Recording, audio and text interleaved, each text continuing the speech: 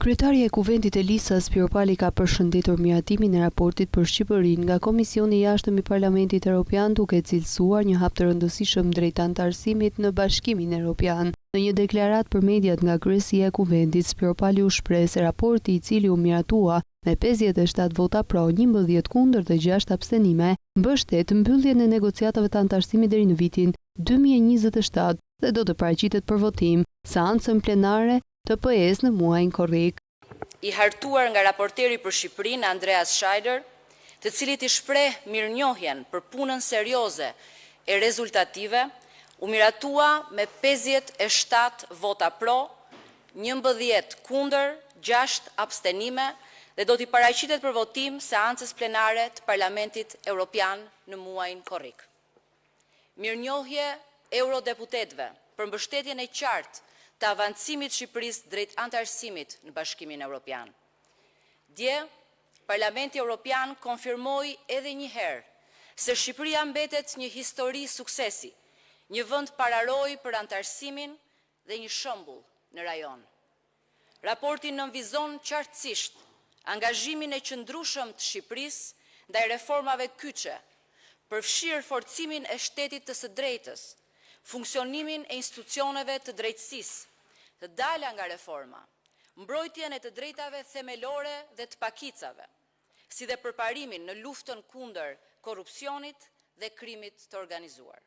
Nuk la pa koment as deklaratat e kreut të Partisë Demokratike nga samiti i PPS. Ajo shtoi se përpjekjet për të nxjerrë imazhin e vendit përmes pelegrinazheve absurde dhe traktateve të hartuara në Tiranë e të shitura si rezoluta ndërkombëtare janë të destinuara të dështojnë.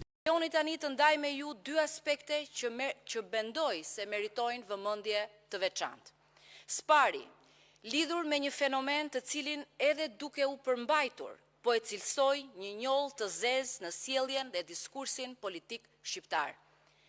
Dënoj me forcë përpjekjet e atyre që nuk po lën gjë pa bërë, gur pa lëvizur dhe fjalë të zezë pa thënë për vendin e tyre. Dhe kjo vetëm për t'i bishtnuar përgjegjësisë.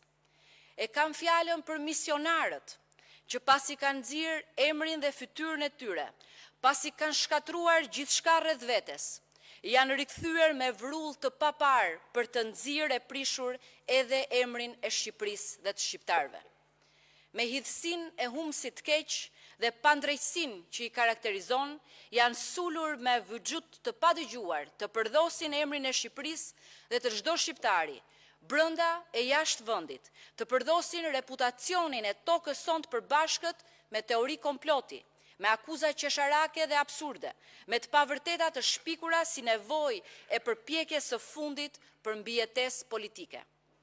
Një thirrje ka edhe për të gjithë deputetët edhe për ata të rinj që u zgjodhen në 11 maj që të punojnë bashkë për misionin kombëtar, integrimin e Shqipërisë në Bashkimin Evropian. Komisioni i Jashtëm në Parlamentin Evropian miratoi një ditë më parë raportin për Shqipërinë, i cili do t'i kalojë për miratim seancës plenare. Në raport kërkohet thellimi i reformave në drejtësi dhe zgjedhje, ndërsa shihet me shqetësim polarizimi i ashpër politik. Vlerësohet procesi i negociatave, ndërsa Shqipëria cilësohet si kampione për hapa drejt integrimit.